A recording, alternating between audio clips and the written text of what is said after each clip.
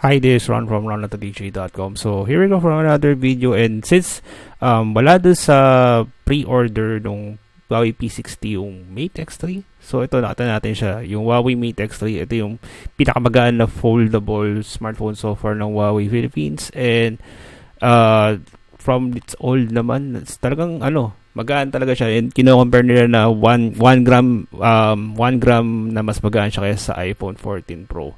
So makita nyo na may outer screen, then pag in-unfold mo siya, meron siyang inner display na syempre lahat yan OLED. Kinapa ko yung crease, di masyadong halata yung crease. So makita nyo naman yung may speakers, nakita nyo yung triple main camera on this one. Meron siyang leather-like na back cover on this one. So this one nung nakita natin is EMUI 13.1 based on EMUI 13.1. Yun. Deep Harmony OS. Wala pa tayong alam kung kung update kung magkakaroon ba siya ng Harmony OS on this one. Ito nga pala is Snapdragon 8 plus Gen 1. Wala siyang 5G LTE lang. And this one, and sinecheck din natin, ito yung first time na nakapag-check tayo ng foldable phone from Huawei is the Mate XS. And it was also our first video evidence natin since the Huawei Y70, which way back more than a year ago. So check natin yung camera first muna doon sa cover display. And makita nyo na since nabanggit natin yung processor, buti lang di nag-shortcut ang Huawei on this one. Kaya itong mag-shoot ng up to 4K na 60 FPS. And syempre may watermark, pero unlike do sa Huawei P60 na may pamputing background na may borderline doon ng watermark. Ito yung simple. Basta yung mas gusto ko yung implementation nila ng watermark on this one.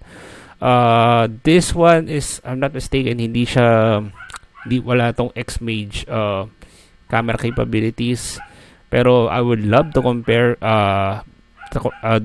comparison do sa camera quality nung Mate X3 and P60 Pro on the photo pero makikita niyo naman yung video samples natin na in-upload na sa channel natin is ayos yung video quality on this one.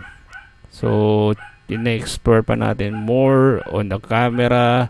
Syempre with that still high-end processor in this one, napakabilis ng image processing mode. Then check din natin kung pwede ba mag-shoot ng photos using that mode na naka-fold mode.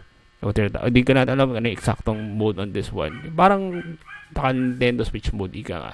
Yan pwede kang mag-shoot ng without with that function, and mabilis yung switch on this one. So now we're shooting this with the front camera. Makita nyo ang bilis naman ng switching naman. So walang problema. Very cool on this one for Huawei. Ang official price nito sa Pilipinas is 109,999 pesos. And yung sa mga mag-pre-order nito, it has the same freebies na makita nyo do sa mga nag-pre-order ng Huawei P60. So from the looks of it is a great improvement over the Huawei Mate XS, kasi yung previous na foldable smartphone ng Huawei na check natin with this particular form factor. And check po natin more on the settings. Baka kailangan nyo sigurado to check on this one. And I hope you appreciate this video. Please like and subscribe to this channel and follow social media accounts in the description below. This is Ron from ronatodj.com, and thank you very much for watching. You can also check the specs at the description below.